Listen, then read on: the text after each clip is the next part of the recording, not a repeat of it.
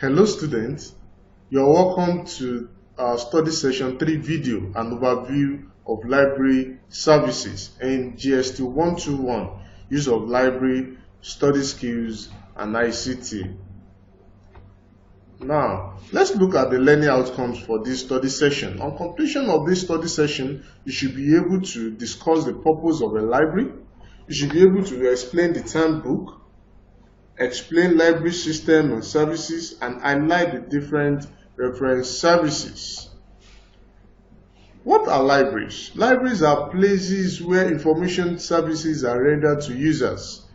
Catering to the needs of users in the context of libraries ideally means provision of physical and bibliographic access to information sources.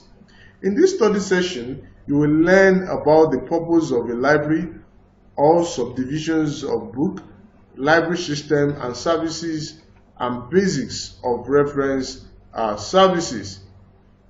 Now, what is the purpose of a library?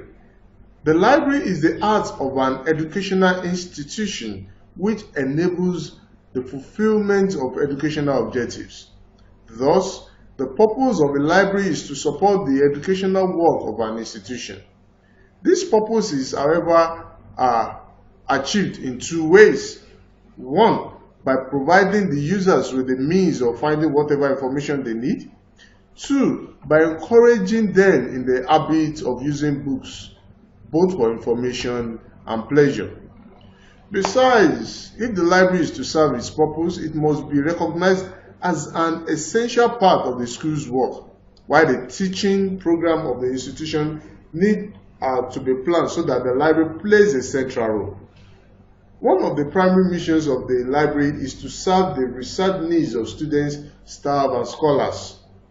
The library therefore has to stock books, audiovisuals, materials in numerous fields and sometimes in several languages.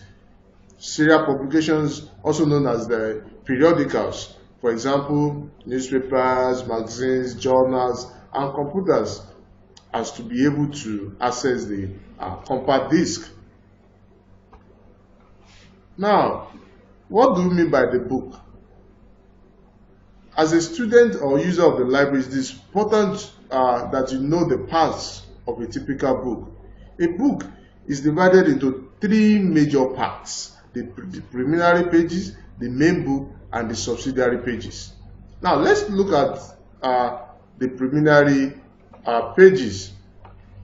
It contains the half-title page. This contains only the brief title of the book, the title page, the copyright page, dedication, preface or the acknowledgement, foreword, contents, and introduction. Now, what is in the main book?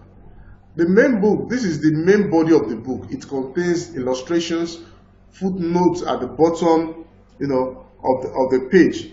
Note that this is actually usually optional. Then the marginal notes, the annotations by the margins of the pages of the book. Now, the third part of the book is the subsidiary pages. This may include the notes, that is a list of references made while writing. Then it may also include the bibliography. That's the list of published materials cited in the book. It is usually arranged in alphabetical order by the author's surname. Then it can also include the appendix. This contains some statistical data not included in the main book.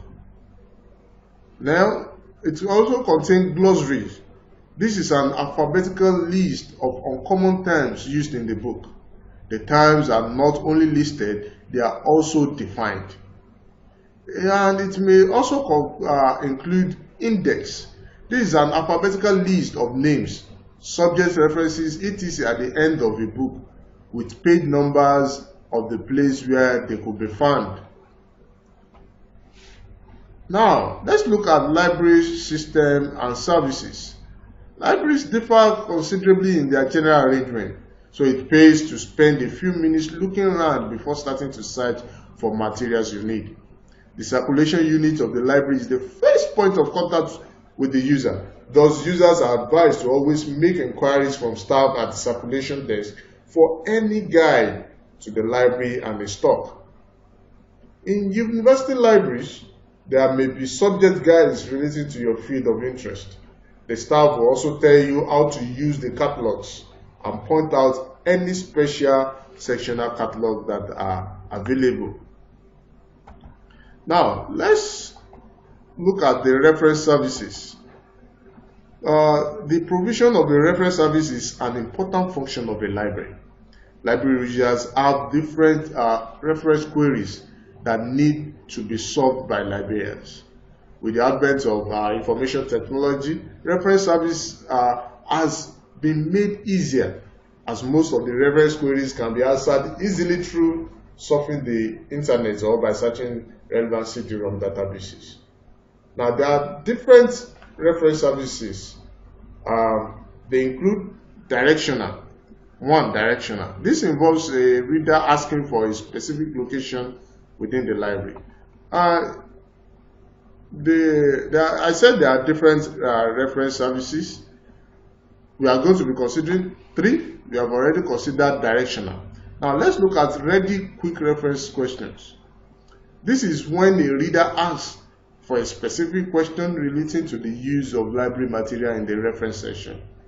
These questions are easily answered by consulting a specific reference source, such as dictionaries, encyclopedias, maps and atlases, handbooks and manuals, bibliographies, dictionaries, periodicals, government and official publications, yearbooks, and almanac. Now, there's research questions. These require a need for the reference librarian to provide comprehensive reference source for the reader to provide literature review. Students, we have come to the end of this class. I hope you enjoyed listening to me. For more information, you can go to your study pack so that you can learn more about what we just discussed. See you in the next class. Bye.